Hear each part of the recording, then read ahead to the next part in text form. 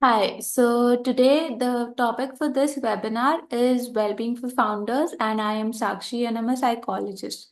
So we'll be going on about what is well-being, why is it important, why do founders need it in specific, and we'll be discussing some of the ways in which the founders can take care of their own well-being.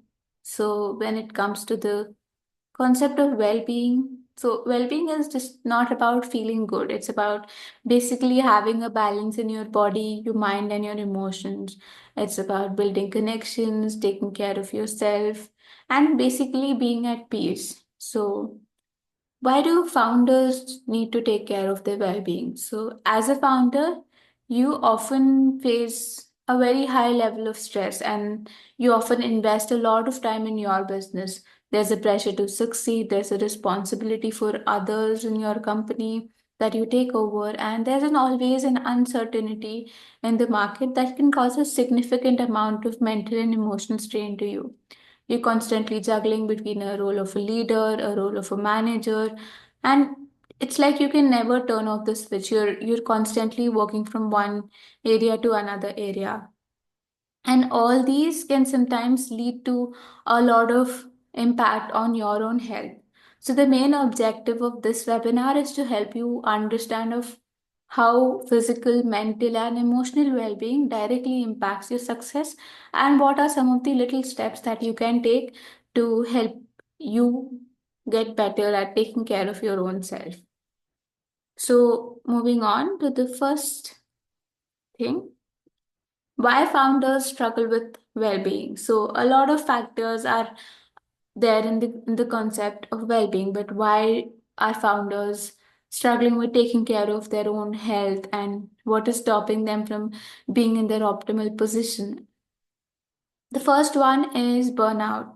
So, one of the common challenges that a lot of founders face is burnout. We might have just heard this word, but what exactly it means? So, it's a state of physical, mental, emotional exhaustion, which is caused by a long period of stress. It happens when you're overworked and you're completely drained out. And some of the common symptoms are fatigue, irritability, there is a lack of motivation, and you don't want to feel do anything at the moment. And if this is not addressed, it can lead to a little more serious problems in the future. The second one is decision fatigue. So, what exactly is decision fatigue? It's the mental exhaustion that results from making so many choices. So the more decisions you make, the harder it becomes for you to make thoughtful choices. As a founder, you're making decisions all day, from high level strategic decisions to basic small decisions between your company people. And the overwork, the constant making of decision can sometimes drain your mental resources, and it might lead for you to make rash decisions, even procrastinate, or even avoid the task of decision making altogether.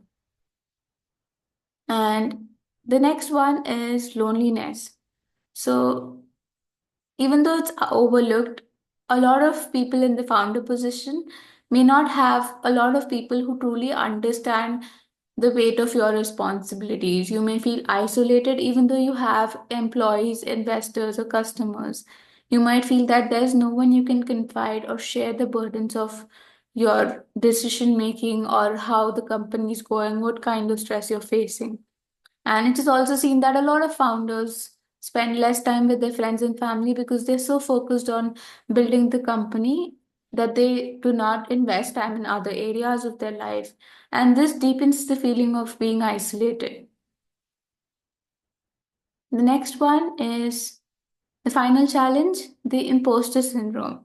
So, imposter syndrome is basically, even though you might have achieved great things, you might have a good success rate, but you still feel like you've not achieved enough. You feel that there is something inadequate. You do not deserve the success you have right now. And this fear can increase your anxiety and even make it difficult for you to be happy or basically take pride in your own achievements till now.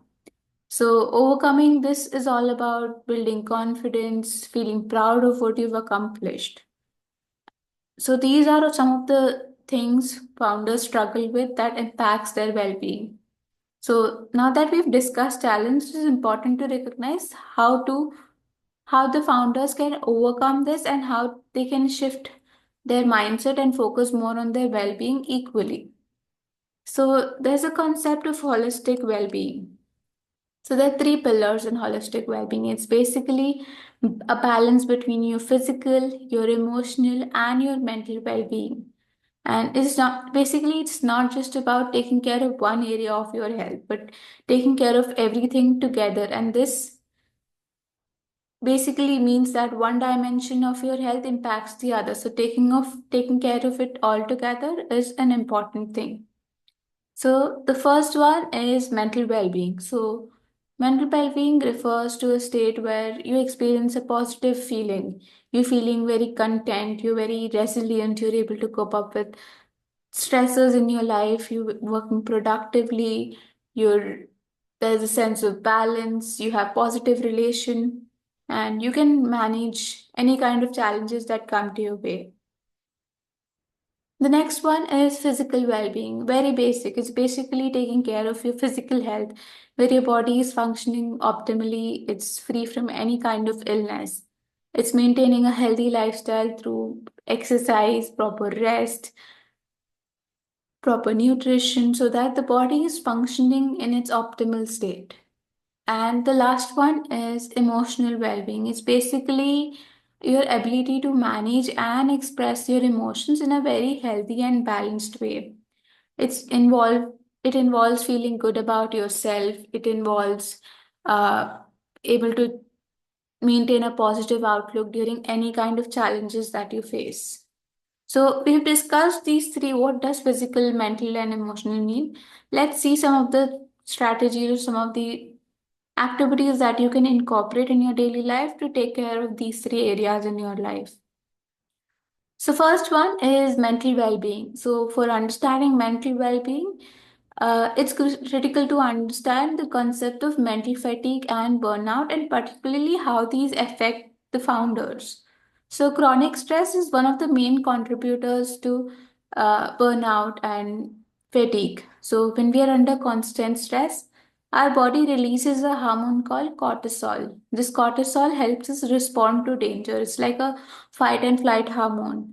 So while cortisol is very useful in short bursts for our survival, prolonged level of stress, that is long period of stress, can keep these cortisol levels elevated, and this can seriously impact our brain over time. So, one of the primary areas that cortisol affects is the prefrontal cortex. So, this governs our decision making power, our reasoning power, our planning abilities. And when this part of our brain is compromised, making any kind of clear and objective decisions become much more harder. And you feel like you're overthinking, there's a lot of procrastination, and all of these together can affect your functioning. And moving on to the second one is hippocampus. So hippocampus is the part of our brain that is responsible basically for our memory power and our learning abilities. And sustained level of stress, again, prolonged level of stress can lead to shrinking of this hippocampus, and this leads to forgetfulness, diminished cognitive abilities, and this worsens over time if it's not taken care of. The last one is amygdala. So, this is the part which controls our emotional responses, and it becomes overactive under long periods of stress. And this leads to high level of anxiety, irritability, emotional outbursts, like randomly having these emotional outbursts that you don't know what's happening. And the combination of all this may lead to again physical, mental, and emotional exhaustion, and it may become extremely difficult for you to stay motivated and engaged in your business or in your normal days. So, how do we manage this stress levels? Let's see a few stress management techniques that can be useful for you to lessen the burden of the exhaustion. So, first one is mindfulness practices.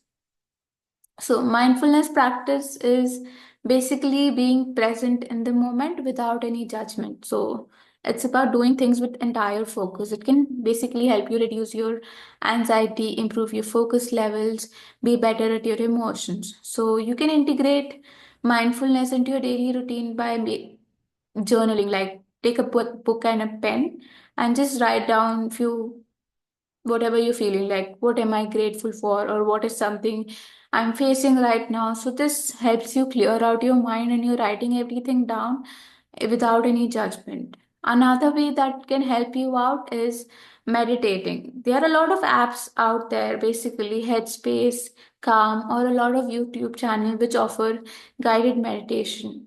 This all together can help you become a little more calm and reduce the stress levels that you're facing. The last one is body scan meditation. So, body scan meditation is basically you're lying down and you're literally focusing on each part of your body from head to the toe and noticing if there's any kind of tension, any kind of sensation, or any kind of stiffness in your body, and intentionally focusing on that and making sure to release it. So, this helps you release the stress levels or reduce the stress to a certain extent. Moving on to the next thing that you can practice is breathing exercises.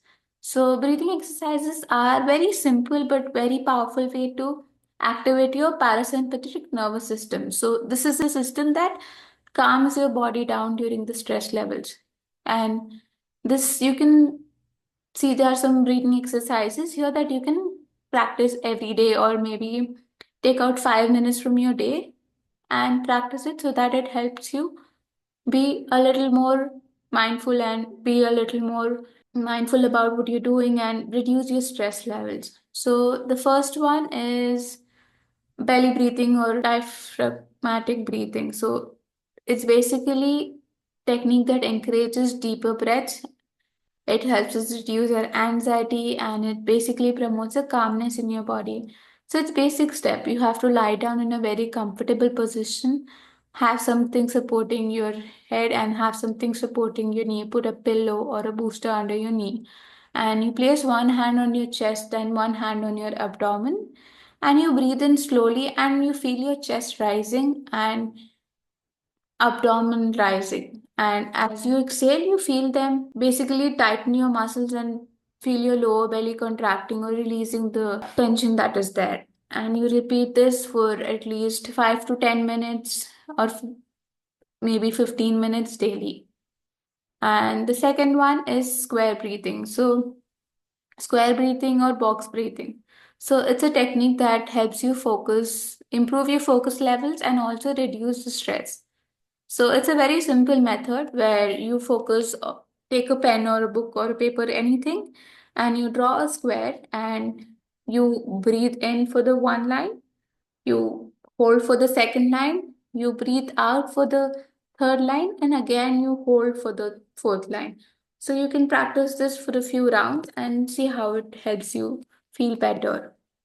And the last one is 4-7-8 breathing technique. So this promotes relaxation and it also is useful to make you a little more calmer and help you with your sleep levels. So, what you do is first you empty your lungs out completely and then you inhale through your nose for a good 4 seconds. And then you hold your breath for 7 seconds and then you exhale forcefully through your mouth for 8 seconds.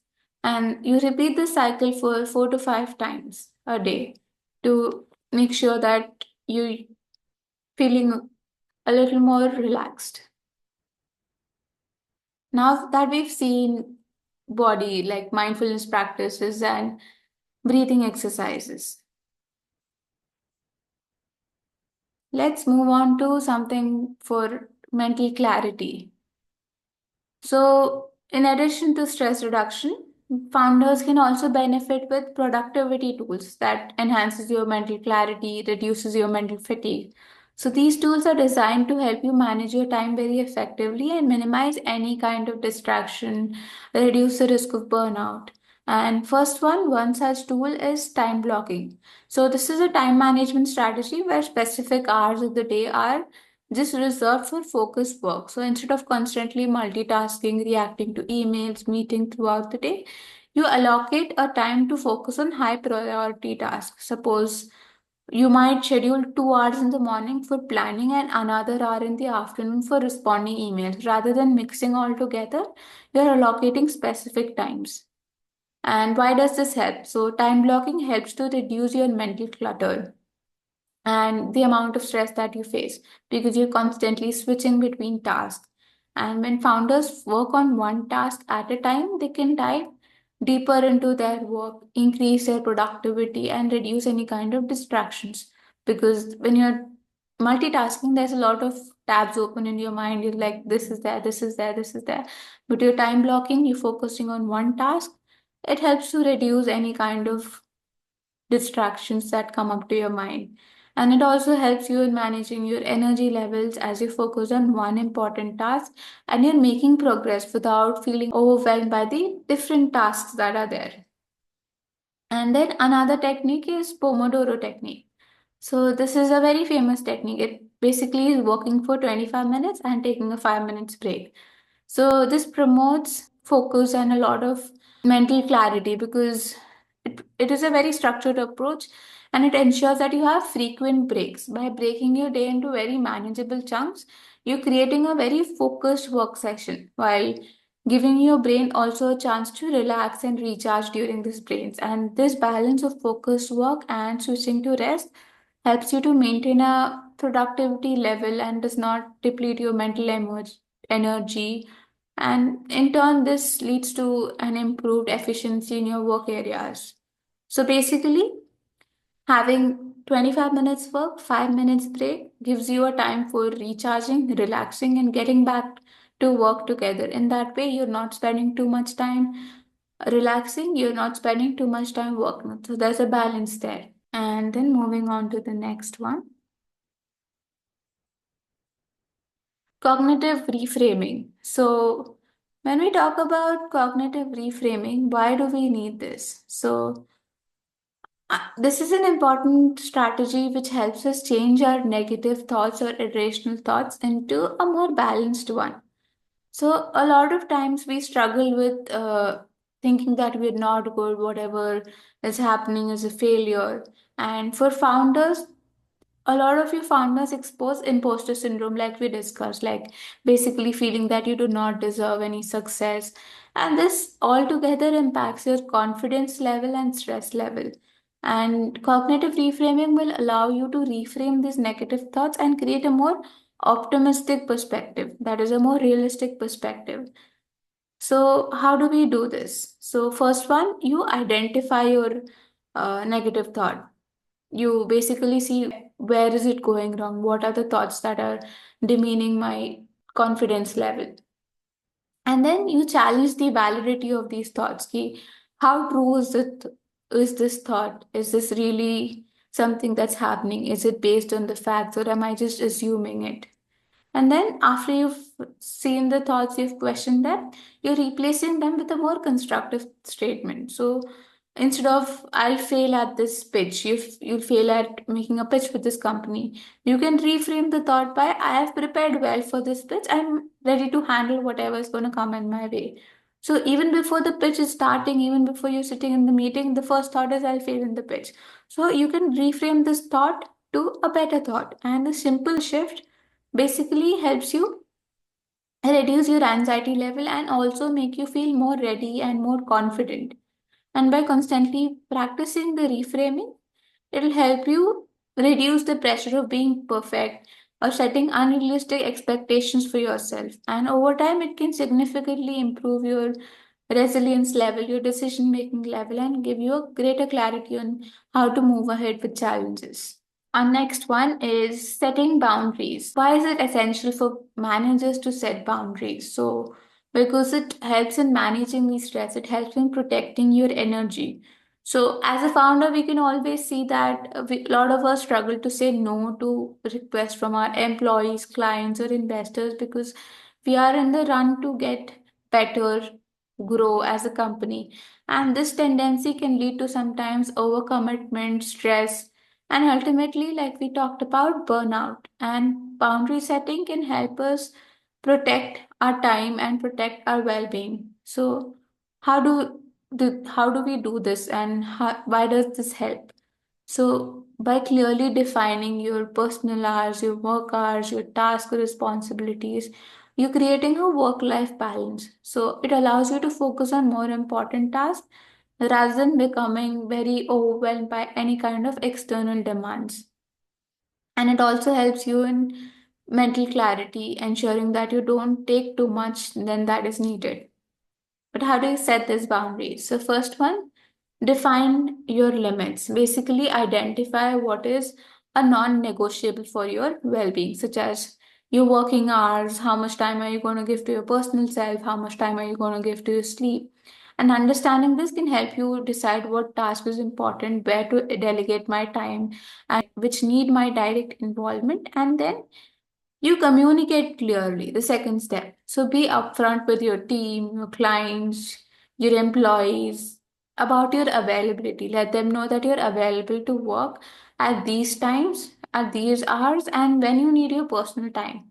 So setting this can help even prevent any kind of misunderstanding that can arise. And the next one is learning to say no. So saying no is a vital skill for any kind of founder. So it's not about being very dismissive, but protecting your time, energy, where to invest it. So when you already know that you do not want this, politely decline any kind of additional task or any kind of request that could hinder your goals or hinder your key responsibilities. And the next one is delegate when possible. So a lot of founders, when it comes to doing things with the company, growing their company, they be on a run to do it yourself, do so many things together on their mind. So it is important to trust your team and delegate some tasks that don't require your direct involvement. Maybe you might sit in the meeting, but you might just give a different tasks such as making notes or any kind of documentation to one of the employees. So this helps you in distributing your workload, reducing your stress level, and also gives another people the opportunity to contribute meaningfully. In that way, you're helping yourself and you're helping your employees or your team contribute well to the company. And the last one is schedule your personal time. So block off your time in your calendar for personal activities, whether it's family time, exercise time, or just simply doing nothing, simply relaxing. And treat this as a non-negotiable, just as you would consider a business meeting that's very important. Similarly, treat your personal time as a non-negotiable. Why is this important? So, setting these all boundaries not only prevent you from burnout, but also improve your productivity because you're dedicating your time and energy to the right task as well as making time for your own self in a way. So, that is about setting boundaries. Moving on to the last part of mental well being, that is dealing with imposter syndrome. So, we spoke about imposter syndrome, where you feel you're unworthy of your success, you feel like you're a fraud, and even though you've accomplished a lot of us struggle with self doubt, a lot of anxiety about capabilities, about whether I'm good at it or not. So, it is important to recognize that these feelings are completely normal. But addressing them is very crucial because, like we spoke about, it affects your confidence level. It does not help you take your achievements in a positive way. So how can we do this? So first one we can help is self reflection on your achievements. So you're reviewing your achievements every weekly or every monthly, and these remind you of your own competencies, of your own things that you're good at. So you take time each week to list out the accomplishment, both something big or something small, and this writing them down. And this reinforces that you're capable and you're deserving of your success. Additionally, you can also get a positive feedback or any kind of feedback that you need from your clients, employees, or investors, where You can ask what is something that was good, or what are the successes of the company, how do you think the company is going, and this can boost your confidence level and diminish the feeling of being self-doubt. So even though when you're taking feedback, a lot of uh, feedback might be a criticism, so again it gives you an opportunity to work on these feedback. Second one is affirmations. So it's basically repeating positive statements daily. And this helps the brain to rewire its thought pattern. So you're basically replacing self doubt with self empowerment. Some of the affirmations that you can use are very simple. I'm capable of achieving my goals. I'm worthy of my success and recognition. So, simply using a very small affirmations during your day, anytime, maybe in the morning, 5 minutes, or maybe in the evening, or maybe in between your breaks, affirming yourself with positive statements can shift your mindset from an insecurity to a self assurance mindset. And again, like we spoke, it helps to reduce your anxiety, it helps to increase your confidence in your own abilities. Next one is physical well being. So, we've spoken about mental well being. The next aspect of holistic well being is physical well being. And first one is sleep hygiene. How can you get better, or why is sleep important for optimizing your performance? So, the relationship between your sleep and your cognitive performance is very established, very well established. There are a lot of studies that show how sleep affect your cognitive performance, and achieving a 9 to at least a 7 to 9 hours of quality sleep is essential for proper functioning, for proper decision making, for having a better focus. So, what's the link between sleep and cognitive performance? So, basically, a lot of research studies have shown that 7 hours of sleep per night is essential for a better cognitive performance. Basically, both insufficient sleep or excessive sleep can lead to cognitive decline. And there was a study that was conducted, I think, among 4,79,000 people, and it was seen that sleep was very critical for memory consolidation, and it helped to stabilize and integrate the existing knowledge. So during your sleep stages, there's something called rapid eye movement, and the brain processes the memory and skill, which is essential for learning and retention. So if you get poor or insufficient sleep, this disrupts the process, and it in turns impairs your memory, attention, your problem solving capabilities, your decision making capabilities.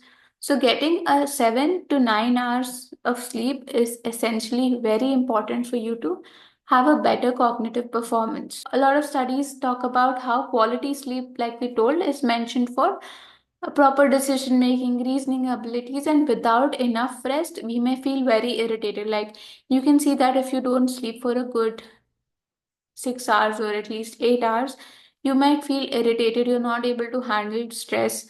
And this again affects how you plan your day, how you make decisions, how you make your judgments on various things. So sleep quality is crucial factor for maintaining a better cognitive performance. So quick tips. How can we maintain a better sleep hygiene? So sleep hygiene is basically the things you do before bed to ensure that you're getting an optimal sleep. So, establishing a bedtime routine. So, create a very relaxing schedule before your bedtime. Maybe read something, or gently stretch, or maybe meditate for 5 minutes before the bedtime. So, in this way, you're relaxing your body to shut down. It signals your body that it's time to wind down and rest. Next is avoid screen before the bedtime. So a lot of studies have shown that the blue light that comes from the electronic devices interferes with the melatonin production. So melatonin is basically helps you relax and sleep well, and blue light affects it, and it helps. It is basically affecting your body, and it's harder to sleep when it comes to using a screen right before your bed, because a lot of people, we sit on the phone, we're constantly using it, and we do not know how the time passes by. So it is generally recommended to at least 30 minutes before your bedtime keep your phone away, or any kind of laptop or PC that you're using. 30 minutes, just wind it down. And then stick to a consistent sleep time.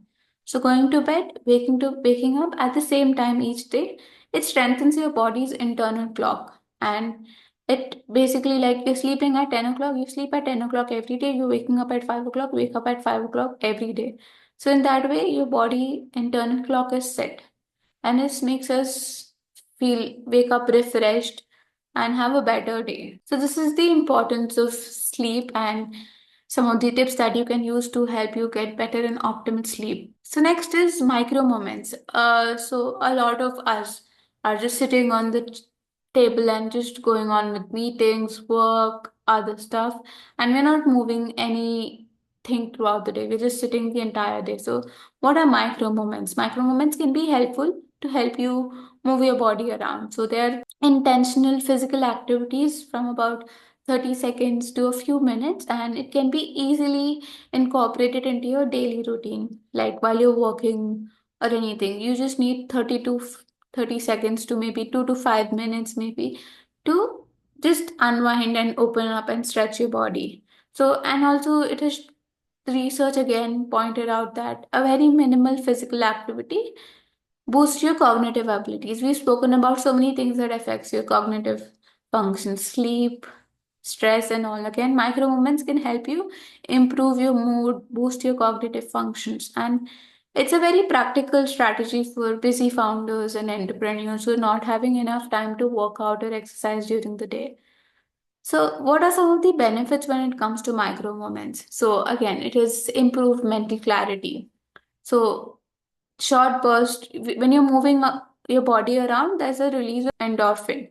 So this enhances our focus, it reduces our stress levels, and this all enhances our productivity. Next, it might provide us a good increase in energy levels. So it improves our circulation when you're moving our body around. It blood flow is happening, there's circulation in the body, and this helps us reduce our fatigue level and the midday slump that you feel after you having your lunch or any kind of snack. So moving your body around for 5 to 10 minutes helps you increase your energy levels. So how can you do this? Like, set reminders, use your smartphone or any app or timer in your laptop to remind you to take short movement breaks throughout the day. Like, you have a meeting from maybe say 4 to 5.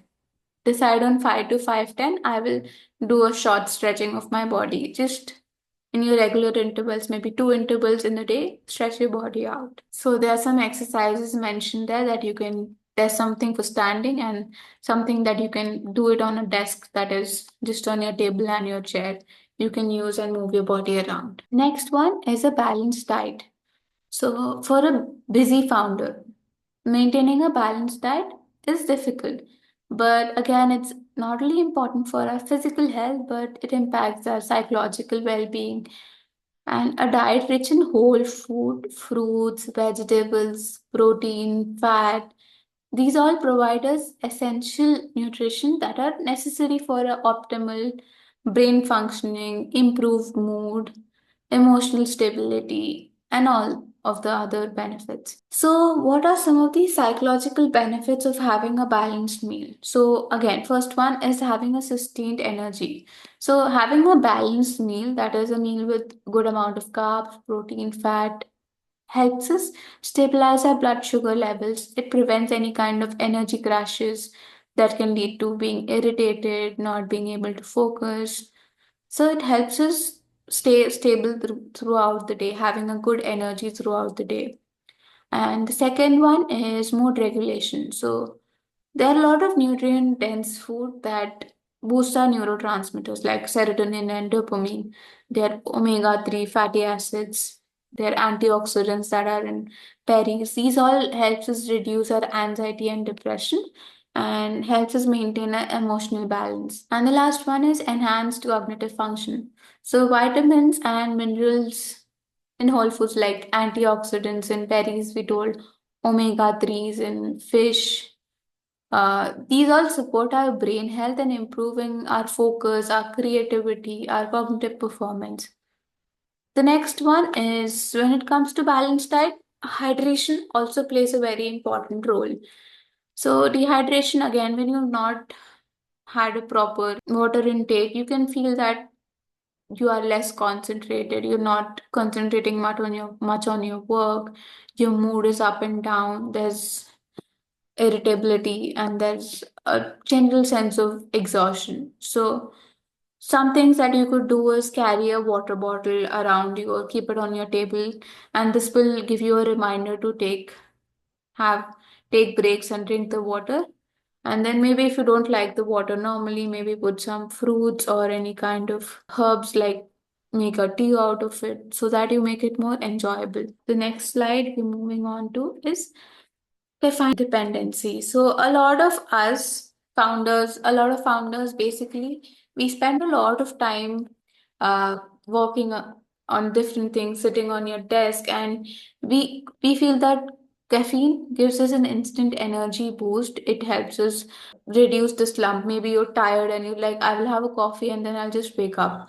So we rely too much on caffeine for that energy, but too much of it can cause anxiety, sleep disturbances, or energy crashes, mental fog. And reducing this is the opposite. It will help you improve your sleep quality, your anxiety levels, more energy.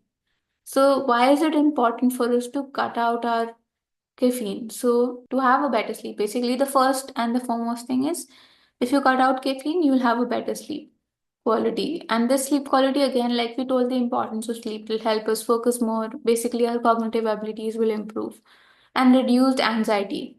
A lot of us can see that we feel jittery after having the coffee. So, cutting down caffeine can help us reduce this nervousness, clear our mind, and be a little more calmer. And the last one is consistent energy. So, a balanced diet throughout the day helps us keep us consistent energy. Like we're eating breakfast, lunch, dinner, there's a balance of energy without any highs and lows. So, when you drink coffee, you feel instant energy boost, you're high, and then there's low crash due to caffeine. So this, when you cut back on your coffee, you're in a stable energy mode. So now that we've discussed the importance of balanced meal, we've discussed the importance of having good hydration and reducing caffeine dependency. What are the things that we could do that will help us use this in our daily life? The first is meal planning. So maybe take out a Sunday and meal plan your entire week, that this is what I will have every day. And this will help you make sure that all the nutrients are covered. Then healthy snacking. Keep something like a nuts bowl or maybe a fruit or maybe some healthy juice alternative that will help you avoid unhealthy choices. You're basically not picking a chips packet. You're basically snacking on some of the nuts or drinking a can of juice instead of opting for a soda or a caffeine. So, these are some of the important points that we discussed under physical well being. It came to sleep, it came to hydration, it came to reducing your caffeine dependency, and then we also spoke about moving your body around. So, the next part is emotional well being. So, as entrepreneurs, emotional well being is again crucial for us to navigate in a very stressed environment. So, building resilience, practicing emotional regulation, these all can help us enhance our decision making, handle challenges more effectively, know how to work with employees. So, there something that we could do to build our resilience. There are three C's of resilience. So, first, we'll see what is resilience. So, resilience is basically your ability to bounce back. It's able to adapt, it's able to recover and grow back when you come up with a challenge. It's not giving up, it's your bouncing back from any kind of challenge. So, how can we build resilience? So, there are three C's. The first C is challenge.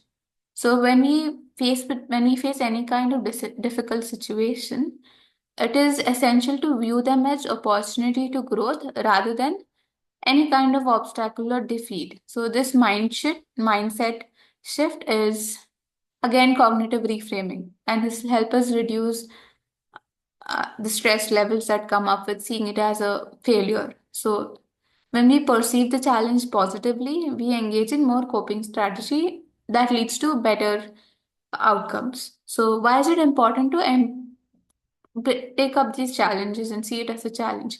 So when we see challenges as opportunities, it makes us more adaptable and more motivated, and it reduces the feeling of helplessness and increases our resilience. So basically, rather than seeing it as something like, oh, this is hard, I can't do it, if you see it as, okay, this is something I can learn, or this is something that will help me overcome this challenge. So it is basically making you more resilient. It is focusing on your growth rather than you being stuck at a level of frustration or failure that you can't do it. And coming to the next one is, okay, what is one thing that you could do when it comes to challenges also? Use the cognitive reframing technique, or just sit with a book and pen and write down what could help you in facing this challenge. It's a simple journaling activity that can help you see the situation in a challenging way. Moving on, commitment is the second C. So it is about, like the word says, committing. It's about staying dedicated to your goals, your values, even when you face setbacks. So this sense of purpose is basically providing us the drive to stay focused and motivated during any kind of tough time. And people who are able to stay committed to their goals are more emotionally stable and are more better equipped to handle any kind of stresses that they come. And commitment ensures that we achieve the larger goal that we have. It helps us to push through the hard moments. It builds us mental strength. It ensures that they're moving forward even though things are getting tough. So basically, there's a challenge, but you're committed to your goal, you're committed to your values, and this commitment helps you ensure that you're going forward, you're helping, you're moving forward, and you're not giving up. So, maybe something that could help you stay committed, small activities that you could do is maybe set some achievable goal for the week. So, maybe something like, if you're working on a upcoming project, so you have to make a presentation, you have to make a proposal, break it down into smaller tasks, and at the end of the day reflect your progress. So this is something I achieved today, this is something I did today. So when you're working on it throughout the week, you're committed, and this ensures that you're continuously focused on your goals. Next, the final C is control. So this refers basically to our ability to influence the outcome in our life. So basically, it's how we control the things that are happening in our life. So again, it is again linked to greater resilience, being able to handle challenges. The more we feel that we can handle our changes, or we can affect how things are happening around us, the more we are confident in managing these challenges. So, a sense of having a control makes us more capable in handling any difficult situation. It empowers us to take any kind of action or any kind of decision that is needed. And it reduces the feeling of feeling helplessness and any kind of inadequacy. So, one thing that you could do is maybe at the start of the day, identify three things. You can do it under your control, whether how you respond to your stress, whether how you structure your day around, or how you manage your workload for today. Any three, or maybe any one, take it for the day, decide to control on this aspect, and focus how this can be used and how you can use any kind of decisions that will help you control whatever is happening or whatever is affecting you. So maybe if you pick up how you respond to stress, you're going to come up with things that you're going to use to see how you're going to respond to stress, and you're controlling how yourself and how you're responding very intentionally, and focusing continuously or focusing very consciously gives you an ability to take the charge and make any kind of change that is needed. And next, when it comes to having a good emotional well-being, is emotional regulation. So, emotional regulation is basically managing our emotional responses during any kind of stressful situations. So, one of the effective technique is name it to tame it. Like it says, you're naming it and you're taming it. So, you're identifying your emotions, you're labeling your emotions as they arise. And why does this help? So, this helps to avoid any kind of impulsive reaction, allowing us to respond thoughtfully and maintain an emotional stability. Suppose when you're angry and you name it that you're angry, you know why you're angry. So, when you know why you're angry, you know it better how to respond to the anger in a better way rather than taking very impulsive decisions at the moment. So you handle any kind of stressful situations in a better and a productive way. The next is one thing that could help you in emotional well-being is encouraging self-awareness. So self-awareness is recognizing when you're overwhelmed, when you're stressed, when you're risk at a burnout. So again, all of these practices that we discussed, mindfulness practices, meditation, deep breathing, journaling, all these comes under the part of self-awareness. And little practices makes you understand why your body is responding to things in this way, what are your thought processes, and this awareness helps us to catch early signs of any kind of stress or any kind of difficulty and take proactive steps to take care of ourselves before the things run out of our control.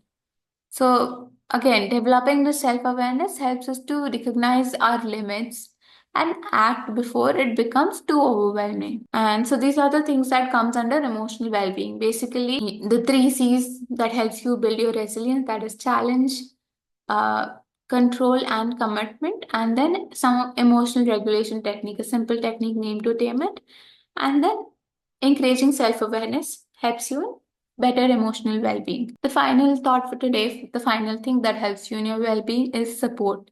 So as founders, we often believe that we have to do it all by ourselves.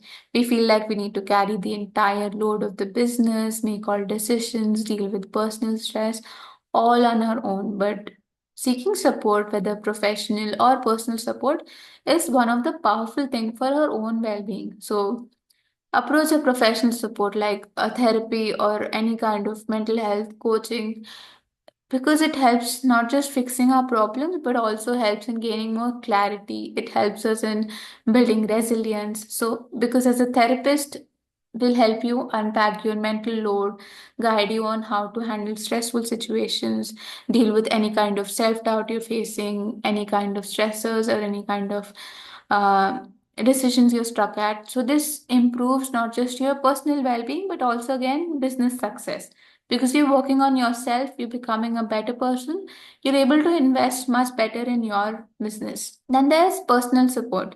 So it's basically talking to family, friends, or your partners that you trust. So sharing challenges with them does not make you weak. So it's a normal thing. So you can lean on to your loved ones, someone who you feel you can confide on, understand your burdens, and they might provide you perspective, different perspective, whatever problems you're facing. And this basically reminds that you're not alone. So again, take support, professional or personal support whenever you feel that there is a need to. Moving on, the last one before we end the session. So again, like the key takeaways that we discussed are physical well-being, mental well-being, emotional well-being, where physical well-being is all about giving importance to sleep, giving importance to your nutrition, and giving importance to your hydration, reducing your caffeine dependency, and also making sure you move your body throughout the day. Mental well-being was all about being more mindful, incorporating breathing exercises or incorporating any kind of stress management techniques, reframing your thought process. All this comes under mental well-being that helps you become more resilient. An important part of being resilient is also emotional well-being, where you're building your resilience through things like three C's or becoming more emotionally aware through the emotional regulation techniques, becoming more self-aware. So by focusing on your mental, physical, and emotional health, you can handle all the challenges that you come with a better energy and a better clarity.